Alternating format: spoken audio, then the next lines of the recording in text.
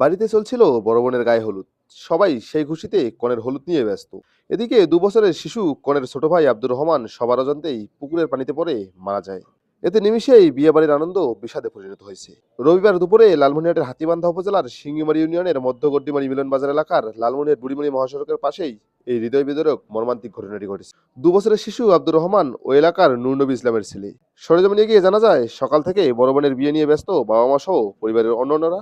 দুপুরে একদিকে চলছিল মেয়ের হলুদ, অন্যদিকে চলছিল আমন্ত্রিত অতিথিদের খাওয়া দাওয়া। এদিকে 2 বছরের আব্দুর রহমান সবার অজান্তেই কখন বাড়ির পাশে পুকুরের পানিতে পড়ে যায় তা কেউই বলতে পারে না।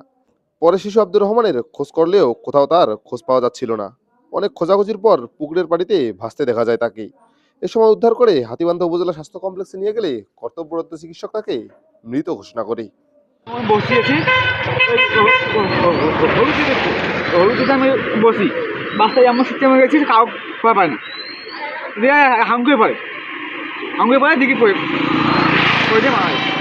এইদিকে বোধ হয় মেডিকেল নিয়ে জানে, এটি জীবিত তুলি জানে মেডিকেল নিয়ে জানে, কিছুক্ষণের মধ্যে মারা গেছে। বাড়িতে আমার মেয়ের বিদায় অনুষ্ঠান, এই মর্মে আমরা সবাই আত্মীয় স্বজন নিয়ে রান্না বান্নার কেউ ব্যস্ত, কেউ এমনি গল্প সল্প করতেছি। ইতিমধ্যে বাচ্চাটা আমার সাথেই ছিল, থাকার পর বাচ্চাটাকে আমি রাখিয়ে গোসল দিতে চাইছি। গোসল আমার শেষে অনেক কাছে আমার মা ছিল যে রহমান কই, বাচ্চাটার নাম আব্দুর রহমান।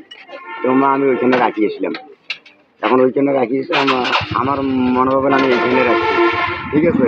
পরে আমি ফুট করিয়া আমার ভিজা লুঙ্গি অবস্থা পুকুরে পরে গেলাম, পুকুরে পরে দেখি বাচ্চাটা আমার পানির পুকুরে দাম করে বাচ্চাটাকে নিয়ে এসে নিয়ে বাচ্চা আমার জীবত অবস্থায় গাড়ি নিয়ে গেলাম, মেডিকেলে নিয়ে গেছিলেন? মেডিকেলে নিয়ে গেছি, মেডিকেলে আনছি নিয়ে আনছি। ওরা ইয়া লাগালো, কুলার লাগে আমাকে বলে ভাই আপনি বাইরেটা বলছেন, ঠিক আছে।